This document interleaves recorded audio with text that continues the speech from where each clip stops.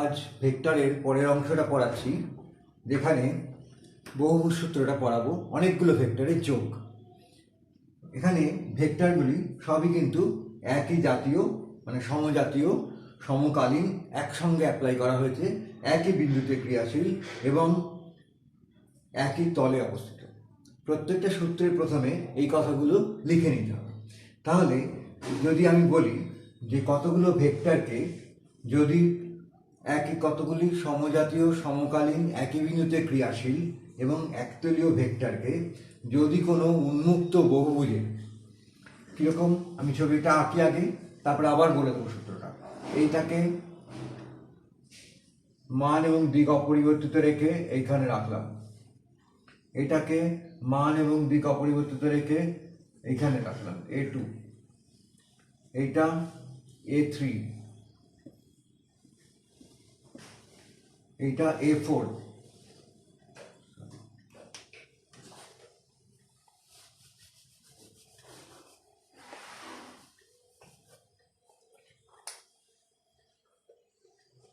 এটা A4, এটা A5। তাহলে এটা একটা উন্মুক্ত বহুভুজ।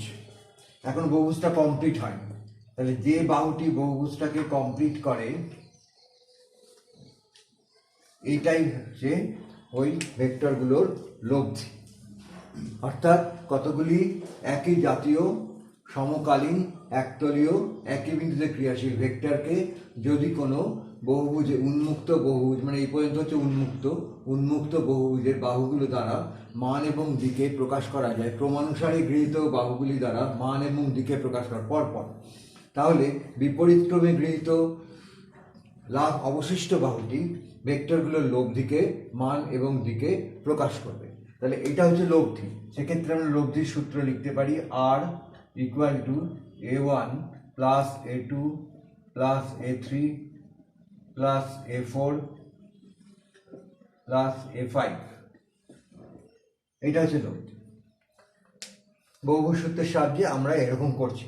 যদি কোনো একটি ভেক্টর উল্টো দিকে থাকে, ধরো A4টা উল্টো দিকে, A4 ভেক্টরটা এই দিকে, তাহলে আমি মাইনাস A4 করে এটাকে একই দিকে করে নেব, মাইনাস A4 করে ভেক্টরটাকে এরকম করে নেব। তখন এখানে A4 এর জায়গায় আমি তখন লিখব যে R equal two A1 plus A2 plus A3 plus minus A4।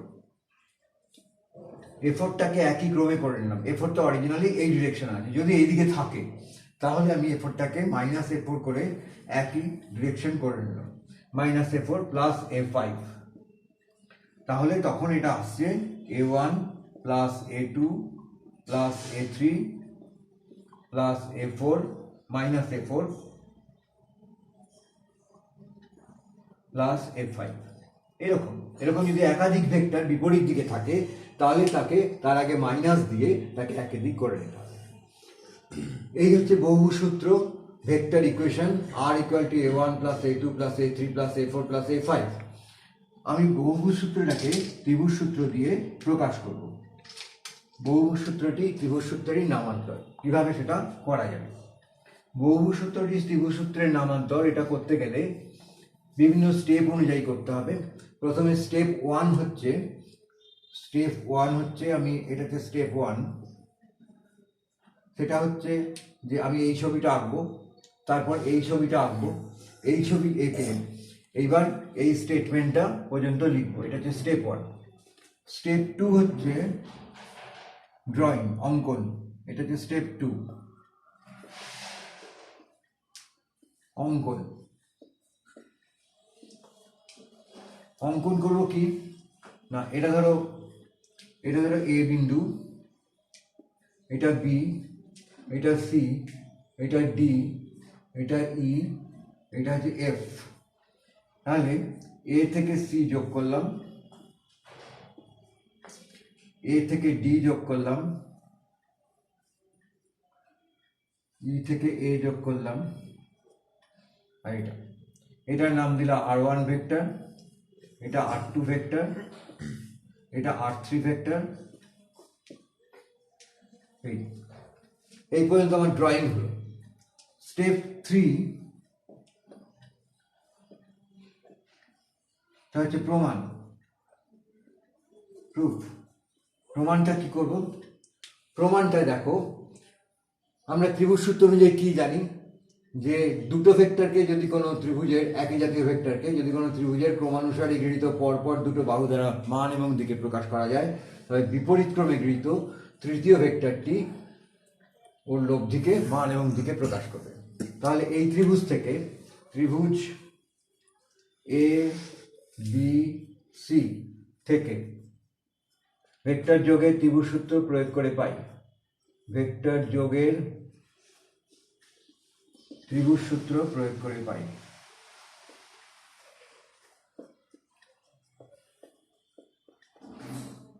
প্রয়োগ করে পাই।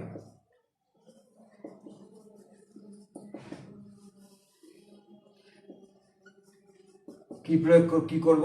তাহলে এইটা প্লাস এইটা সমান এইটা, তাহলে A1 প্লাস A2 সমান হচ্ছে R1, এটা হচ্ছে 1 নম্বর। তারপর ACD ত্রিভুজ ACD, এইটা থেকে ACD ত্রিভুজ থেকে ভেক্টর যোগের ত্রিভুজ সূত্র প্রয়োগ করে পাই। R1 প্লাস A3 সমান হচ্ছে R2, R1 প্লাস A3 সমান হচ্ছে R2, তাহলে R1 প্লাস A3 সমান হচ্ছে R2। R1 এর জায়গায় আমি A1 প্লাস A2 লিখলাম, তাহলে A1 plus A2 plus A3 সমান হচ্ছে R2, 2 নম্বর।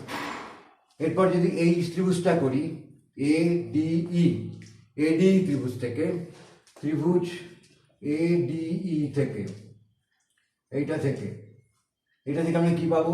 R2 plus A4, R2 plus A4, R2 plus A4 সমান হচ্ছে R3। R2 জায়গায় আমি এটা বসালাম, তাহলে A1 plus A2 plus A3 plus A4 equal to R3, এটা হচ্ছে 3 নম্বর সমীকরণ। এরপর এই ত্রিভুজটা AEF, ত্রিভুজ AEF, এইটা থেকে কি পাচ্ছি? R3 plus A5, R3 plus A5 সেটা ইকুয়াল টু R। তাহলে সবগুলো যদি বসিয়ে দিই, A1 plus A2 plus A3 plus A4 plus A5 সেটা ইকুয়াল টু R। এই তাহলে আমার এই ইকুয়েশনটা আর এই ইকুয়েশনটা প্রমাণ করা হয়ে গেল। এটা ধরো 4 নম্বর সমীকরণ। তাহলে এই ইকুয়েশনটা আমার প্রমাণ করা হয়ে গেল। অর্থাৎ দেখা যাচ্ছে যে ভেক্টর যোগের বহুভুজ সূত্রটি, যার থেকে আমি এই ইকুয়েশনটা পেয়েছি, সেটা ত্রিভুজ সূত্র দিয়ে প্রমাণ করে একই ইকুয়েশন পাচ্ছি। অর্থাৎ বহুভুজ সূত্রটি ত্রিভুজ সূত্রের নামান্তর। এবার আমরা ত্রিভুজ সূত্রের সাহায্যে যেমন দুটো ভেক্টরের লব্ধির ইকুয়েশন বের করেছিলাম, তেমনি লব্ধির মান এবং দিক বের করেছিলাম। কিন্তু বহুভুজ সূত্রের সাহায্যে এই জিনিসটা করা যায় না। সেটা বের করতে গেলে আমাকে ভেক্টর বিভাজন পদ্ধতির সাহায্য নিতে হবে। এটা কিরকম? এটা আমি দিচ্ছি।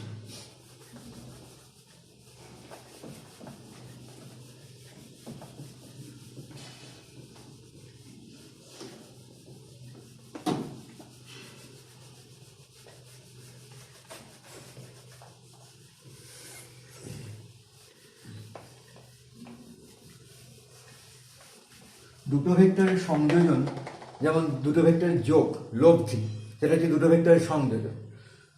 ভেক্টর বিভাজন হচ্ছে যে একটা ভেক্টর, ধরো এই একটা ভেক্টর আর, সেটাকে আমি যে কোনো দুটো হোক, তিনটে হোক, আর এর সঙ্গে আলফা কোণে একটা অংশে ভাগ করছি, আবার আর এর সঙ্গে বিটা কোণে একটা অংশে ভাগ করছি।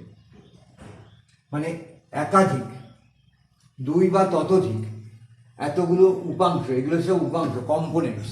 উপাংশ মানে হচ্ছে উপাংশ, কম্পোনেন্টস।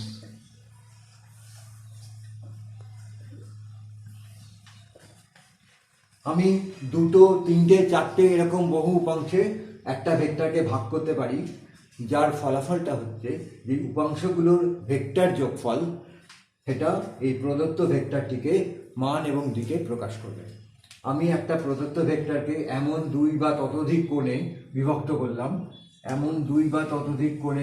করলাম, যে ভেক্টর দুটোর উপাংশ দুটোর ভেক্টর যোগফল তাহলে এই ভেক্টরটাকে, প্রদত্ত ভেক্টরটাকে মান এবং দিকে প্রকাশ করে। মানে ধরো এটার উপাংশ হচ্ছে পি, এটার উপাংশ হচ্ছে কিউ, তাহলে এই দুটো ভেক্টরের যোগফল আমি সামান্তরিকতা কমপ্লিট করি, তাহলে এইটা হচ্ছে আর, এটা হচ্ছে আর। আমি বড় করে লিখছি, এই পদ্ধতিটা হচ্ছে ভেক্টর বিভাজন,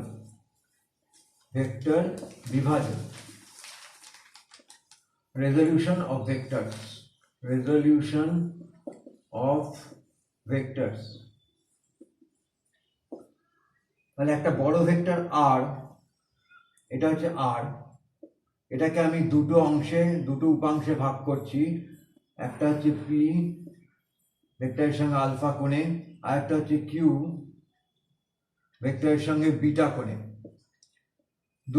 শুধু দুটো উপাংশ নয়, একাধিক উপাংশ, দুইয়ের অধিক উপাংশে বিভক্ত করা যায়। আমরা দুটো দিয়ে দেখাচ্ছি, যাতে এমনভাবে হবে যে এই R equal to P plus Q হবে, বা R square equal to P square plus Q square plus 2pq cos, এদের মধ্যে কোণ হচ্ছে আলফা প্লাস বিটা, এইটা হবে। তো এইটা কত? আমি এই সামান্তরিকটা কমপ্লিট করলে এই কোণটা যদি আলফা, এই কোণটা যদি বিটা হয়, তাহলে এটার ডিরেকশনটা হচ্ছে এইটা, তাহলে এই কোণটা আলফা প্লাস বিটা হবে। এই গোটা কোণটা যদি আলফা প্লাস বিটা হয়, তাহলে এই কোণটা আলফা প্লাস বিটা হবে। তাহলে এই ভেতরের কোণটা হবে কত? 180 degree minus alpha plus beta. এটা ও বিন্দু, এইটা হচ্ছে এ বিন্দু, এটা বি বিন্দু, এটা হচ্ছে সি বিন্দু, এটা হচ্ছে বি বিন্দু। তাহলে আমি ধরে নিই ও এ সেটা ইকুয়াল টু মডিউলাস পি, এটা হচ্ছে P, O B modulus Q equal to Q, O C modulus R equal to R. এগুলো যদি আমি ধরে নিই, তাহলে ও এ সি, ত্রিভুজ ও এ সি এর মধ্যে আমরা ত্রিকোণমিতির ত্রিভুজ সূত্র প্রয়োগ করছি, প্রপার্টিজ অফ ট্রায়াঙ্গেল। ত্রিকোণমিতির ত্রিভুজ সূত্র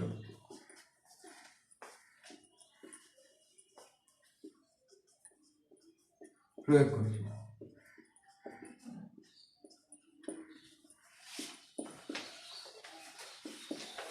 ত্রিকোণমিতির ত্রিভুজ সূত্রটা কিরকম? ত্রিকোণমিতির ত্রিভুজ সূত্র হচ্ছে কোনো ত্রিভুজের যে কোনো বাহু তার বিপরীত কোণের সাইনের সঙ্গে সমানুপাতিক। এই কোণটা আলফা, এটা যদি বিটা হয় তাহলে এটাও বিটা হবে, কারণ এই বাহুটাই বড় সমান্তরাল। তাহলে যে কোনো বাহু তার বিপরীত কোণের সাইনের সঙ্গে সমানুপাতিক, অর্থাৎ এই বাহুটা হচ্ছে মডিউলাস পি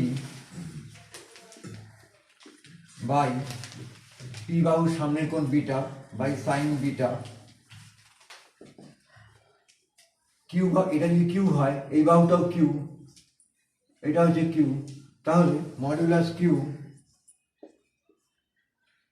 ও বি সমান হচ্ছে এসি, এটাও কিউ, মডিউলাস কিউ, কিউ এর সামনের কোণ হচ্ছে আলফা, সাইন আলফা, আর এটা হচ্ছে আর, তাহলে মডিউলাস আর, তার সামনের কোণ হচ্ছে sine 180 degree minus alpha plus beta সমান সমান একটা কনস্ট্যান্ট। এটা হচ্ছে সমানুপাতিক। তাহলে এই জিনিসটাকে যদি আমি করতে পারি, এই জিনিসটা কি দাঁড়াচ্ছে? Modulus R by sine 180 degree minus alpha plus beta, মানে সাইন আলফা প্লাস বিটা, এখান থেকে মডিউলাস পি মানে হচ্ছে পি, ধর আমি পি ধরলাম, তাহলে P by sine beta equal to R by sine alpha plus beta. তাহলে সেক্ষেত্রে P equal to R into sine beta by sine alpha plus beta. আর এইটার সঙ্গে যদি এইটা ইকুয়াল করি তাহলে Q equal to R sine alpha, আর Q equal to R sine alpha by sine alpha plus beta. এটার সঙ্গে এইটা ইকুয়াল করলো, তাহলে আমি দুটো উপাংশ পাচ্ছি, পি আর হচ্ছে কিউ। এই পি এবং কিউ যদি এখানে বসিয়ে দিই, পি এর মান কিউ এর মান কস আলফা প্লাস বিটা, তাহলে ইভ্যালুয়েট করলে তোমরা যদি বাড়িতে ক্যালকুলেট করে দেখো তখন দেখবে এটা যে ইয়ে কোণ অ্যাডিশন, এই আলফা প্লাস আলফা প্লাস বিটার, তাহলে সংযুক্ত কোণ যেটা, তাহলে এখান থেকে তখন left hand side equal to right hand side পাবে। মানে এখানে যদি মানগুলো বসাও দেখবে আর স্কোয়ার, এটা তোমরা বাড়িতে ক্যালকুলেট করো। তাহলে এই হচ্ছে উপাংশগুলো। এইবার যদি আমি আলফা প্লাস বিটাটাকে 90 ডিগ্রি ধরি, অর্থাৎ কোনো একটা উপাংশ, ধরো এটা হচ্ছে আর,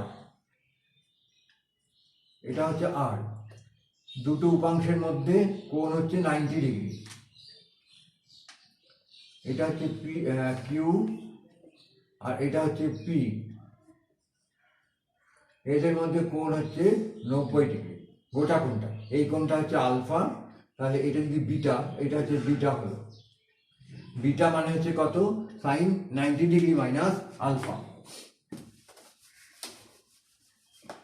বিটা মানে হচ্ছে সাইন 90 ডিগ্রি মাইনাস আলফা। দুটো লম্ব কোনো একটা নির্দিষ্ট একটা ভেক্টরকে, আর ভেক্টরটাকে একটা নির্দিষ্ট দিকে, মানে ধরো আলফা কোণে নির্দিষ্ট দিকে এবং তার লম্ব দিকে, অর্থাৎ এই দুটোর মধ্যে কোণটা হচ্ছে 90 ডিগ্রি এবং তার লম্ব দিকে আমি যদি বিশ্লেষণ করি তখন দেখো পি এর মানটা পাওয়া যাচ্ছে, P equal to R sine beta, sine beta, বিটার জায়গায় আমি 90 ডিগ্রি মাইনাস আলফা লিখলাম, এটা যদি আলফা হয় এটা 90 degree minus alpha, by sine alpha plus beta, alpha plus beta হচ্ছে 90 ডিগ্রি। তাহলে এটা আলটিমেটলি কি দাঁড়াচ্ছে? পি ইকুয়াল টু আর, এটা হচ্ছে কস আলফা, আর এটা তো 1, আর কিউটা দেখো কিউ কত দাঁড়াচ্ছে? কিউ হচ্ছে সাইন আলফা, আর এখানে হচ্ছে সাইন 90 ডিগ্রি, তাহলে হচ্ছে 1, এটা হচ্ছে 1, তাহলে Q equal to R sine alpha দাঁড়াচ্ছে। তাহলে এই দুটো লম্ব উপাংশে বিভাজন হয়ে যাচ্ছে। সেখানে P square plus Q square করলেই আমরা আর স্কোয়ার পাচ্ছি। P square plus Q square মানে R square cos square alpha plus R square sine alpha মানে আর স্কোয়ার পাচ্ছি। তাহলে একটা ভেক্টরকে দুটো লম্ব উপাংশে ভাগ করা হচ্ছে। এখানে যে দিকের কোণটা দেওয়া আছে সেদিকের উপাংশটা হচ্ছে কস কম্পোনেন্ট, আর তার লম্ব দিকের উপাংশটা হচ্ছে সাইন কম্পোনেন্ট। তাহলে এইভাবে আমরা একটা ভেক্টরকে দুটো লম্ব উপাংশে বিভক্ত করছি। এই বিভাজনের সাহায্যে আমরা একতলীয় ভেক্টরের লব্ধির মান বের করব।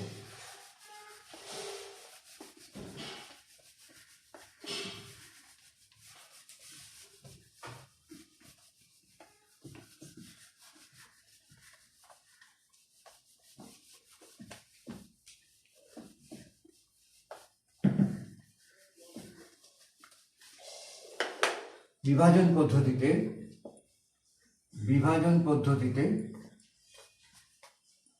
কতগুলি একতলীয় ভেক্টরের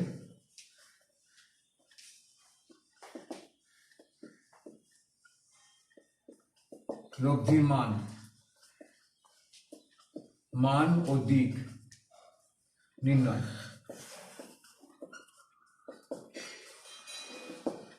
কতগুলো একতলীয় ভেক্টর, যেমন ধরো এই একটা ভেক্টর, এই একটা ভেক্টর, এই একটা ভেক্টর, এই একটা ভেক্টর, এটা ধরো a1, এটা a2, এটা a3, এটা a4। আমি বহুভুজ সূত্রের সাহায্যে লব্ধিটা বের করেছিলাম, r equal two a1 plus a2 plus a3 plus a4।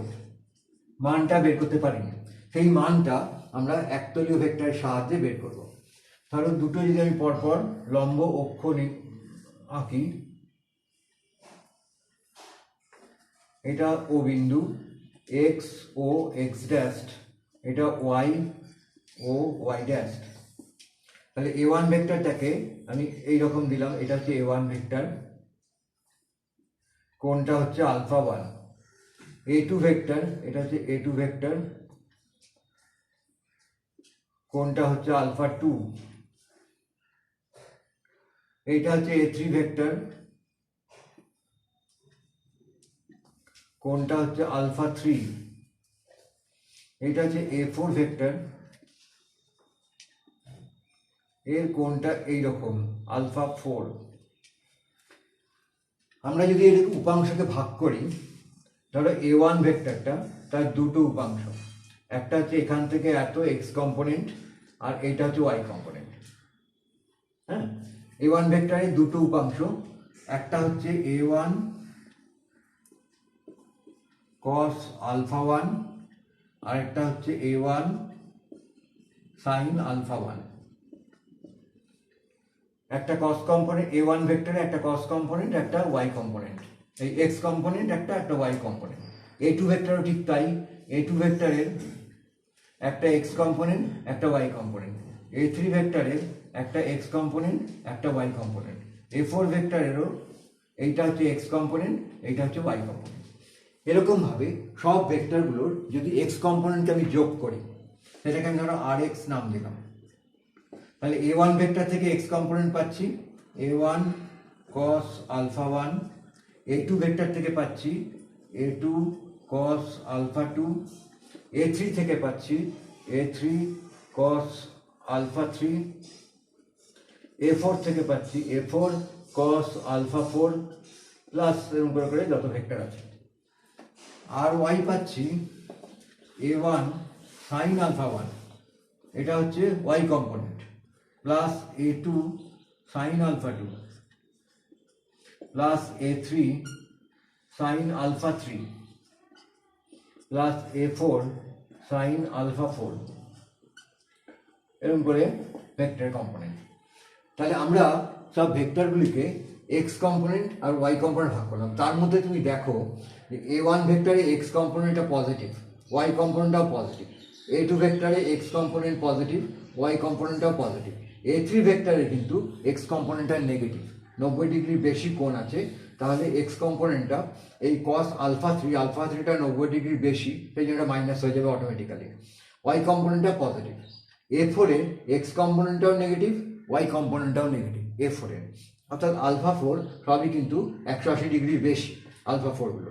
তাহলে এই কস 180 ডিগ্রি বেশি যেগুলো হচ্ছে সেটা নেগেটিভ, সাইন 180 ডিগ্রি বেশি সেটা হচ্ছে নেগেটিভ। তাহলে এইভাবে যদি উপাংশে ভাগ করি, তাহলে ধরো আমি যদি আরেকটা ডায়াগ্রাম আঁকি, যে এদিকটাতে আর এক্স, এদিকটাতে আর ওয়াই, আর এক্স এবং আর ওয়াই এর মধ্যে প্লাস মাইনাস সব আছে, তা একটা মান পাওয়া যাবে, আর ওয়াই এর একটা মান পাওয়া যাবে। করে আমরা যদি লব্ধিটা বের করি, এটা সব গ্র্যান্ড লব্ধি রেজাল্টেন্ট, এটা হচ্ছে আর, এই কোণটা হচ্ছে ফাই। তাহলে এটা হচ্ছে আর এক্স, এটা হচ্ছে আর ওয়াই, এটাও আর ওয়াই। তাহলে এখান থেকে আমরা পাচ্ছি R square equal to R X square plus R Y square, R X square plus R Y square, tan phi equal to R Y by R X, অর্থাৎ phi equal to tan inverse R Y by R X. তাহলে আমরা একতলীয় ভেক্টরগুলোর বিভাজন পদ্ধতিতে লব্ধির মান এবং দিক নির্ণয় করতে পারছি। এখানে মানটা পাবো R square equal to R X square plus R Y square, অর্থাৎ R equal to root over R X square plus R Y square, এটা পাবো। তাহলে লব্ধির মান এবং দিক দুটোই নির্ণয় করা গেল। এটা বিভাজন পদ্ধতিতে আমরা বের করছি। আমরা এইদিকেও এক্স অ্যাক্সিস লাগাতে পারি, এ ওয়ান ভেক্টর যেদিকে আছে সেদিকেও এক্স অ্যাক্সিস লাগাতে পারি, যে কোনো একটা অ্যাক্সিস লাগাতে পারি। আর সেই অনুযায়ী কোণটা ধরো আলফা ওয়ান তখন 0 হবে, তখন তার শুধু এক্স কম্পোনেন্ট থাকবে, ওয়াই কম্পোনেন্ট থাকবে না। এরকমভাবে অঙ্কের ক্ষেত্রে করা যেতে পারে। আরেকটা জিনিস লাস্ট আজকে আরেকটা জিনিস করাই, সেটা হচ্ছে স্থানাঙ্কের সাহায্যে একটা ভেক্টরকে কিভাবে প্রকাশ করা যায়।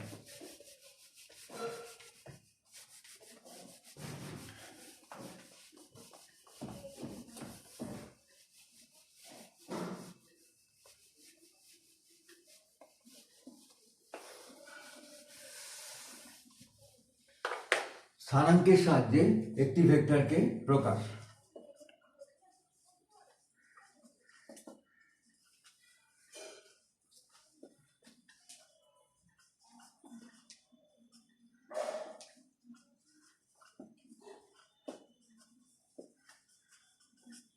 প্রথমে টু ডাইমেনশনাল করি। ধরো এটা হচ্ছে এক্স অক্ষ, এটা হচ্ছে ওয়াই অক্ষ, এটা মূল বিন্দু। তাহলে কোনো একটা বিন্দু স্থানাঙ্ক, ধরো এই বিন্দু স্থানাঙ্ক এটা হচ্ছে P1, তার স্থানাঙ্ক হচ্ছে x1 y1। এখান থেকে যদি লম্ব টানি, এই লম্বটা হচ্ছে ধরো m, এই বিন্দুটা হচ্ছে এই যে ভেক্টর OP1 ভেক্টরটা হচ্ছে R1, এটা হচ্ছে P1m। তাহলে OM যে ভেক্টরটা, এইদিকে কনভেনশনাল ইউনিট ভেক্টর হচ্ছে I, একক ভেক্টর, এইদিকে একক ভেক্টর হচ্ছে j, এই বড় ভেক্টরটা হচ্ছে j। তাহলে একক ভেক্টর, তাহলে OM যে ভেক্টরটা, OM ভেক্টরটা, সেটা OM এর মানটা হচ্ছে x1, কোঅর্ডিনেট থেকে আমরা এটা পাচ্ছি।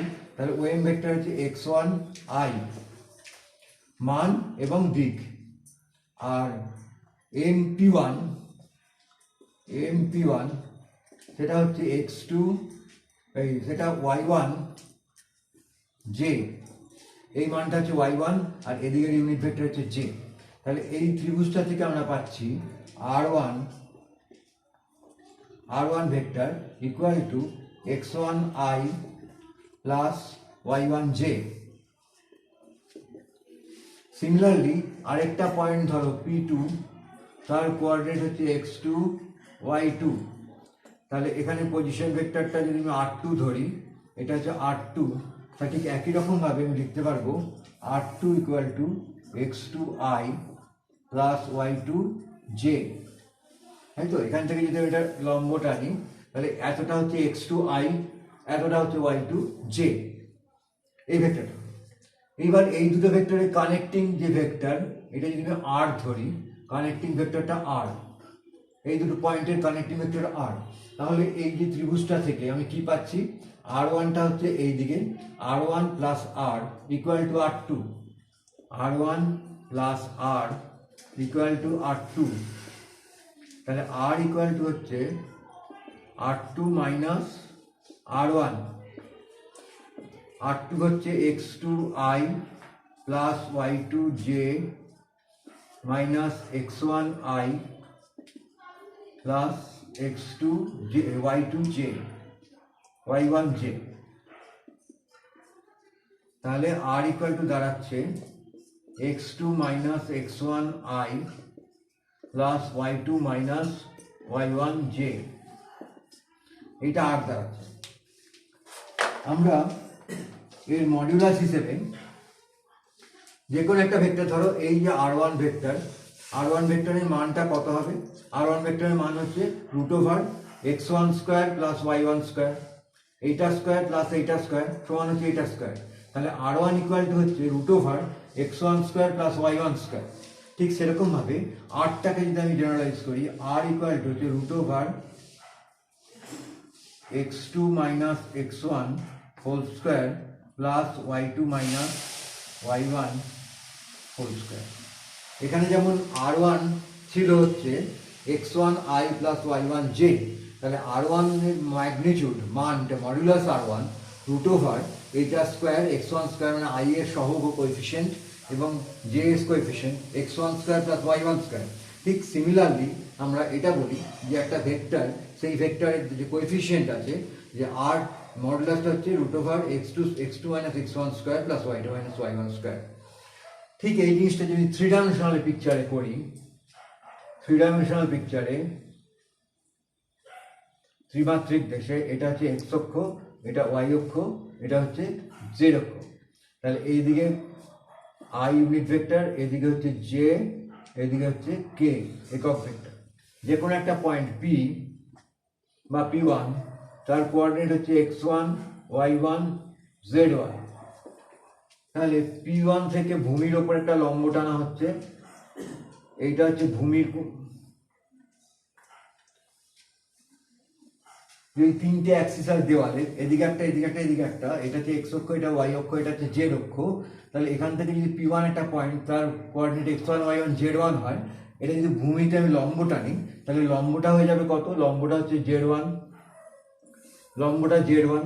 আর এক্স অক্ষ বরাবর যে অংশটা, অর্থাৎ তোমার এইটা হচ্ছে x1 আর এইটা হচ্ছে y1, এই জিনিসটা হচ্ছে y1। ভূমিতে যদি আমি একটা ভেক্টর দিই, এই ভেক্টরটা ধরো r1, এগুলো সবই কিন্তু 90 ডিগ্রি, এটা 90 ডিগ্রি, এটা 90 ডিগ্রি, এটা 90 ডিগ্রি। তাহলে ভূমিতে যে ভেক্টরটা r1 পাচ্ছি, r1টা কত হচ্ছে? এই দিকের ভেক্টরটা হচ্ছে x1i, এইটা হচ্ছে y1j। আমরা যদি এটাকে y1j ধরি, তাহলে এটা y1j। এই ভূমির কোঅর্ডিনেটটা হচ্ছে x1, y1, ভূমির কোঅর্ডিনেট। আর স্পেসের কোঅর্ডিনেট হচ্ছে x1, y1, z1। তাহলে এইটা হচ্ছে x1i, এটা হচ্ছে y1j। তাহলে r1 ইকুয়াল টু আমরা পাবো, r1টা পাবো r1 equal two x1i plus y1j, এটা r1 পাবো।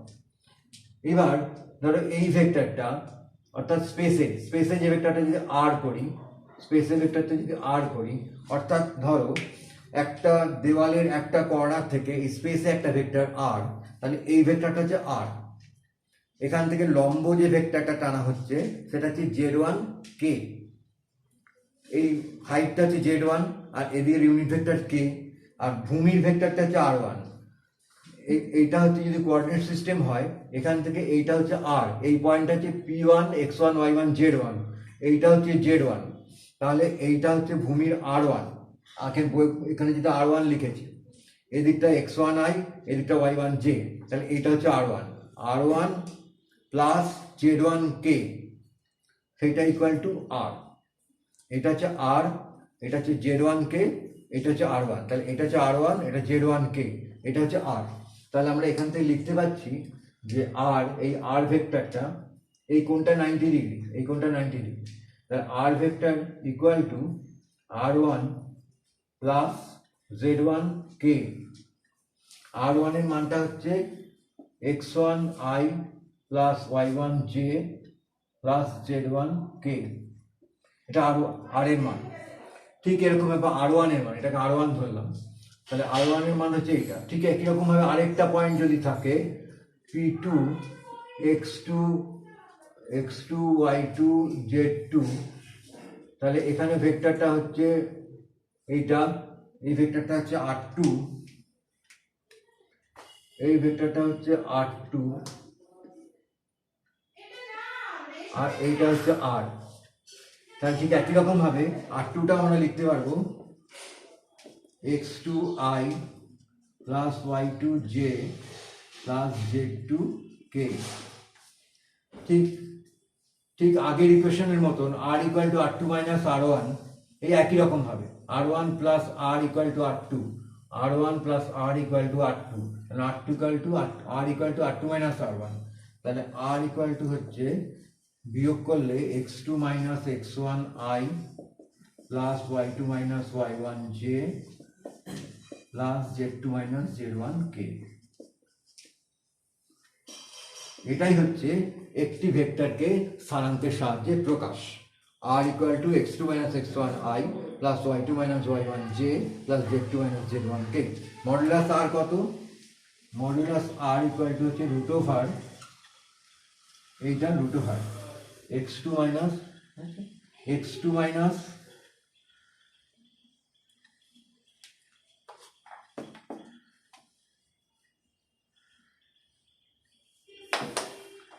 মডুলাস r হচ্ছে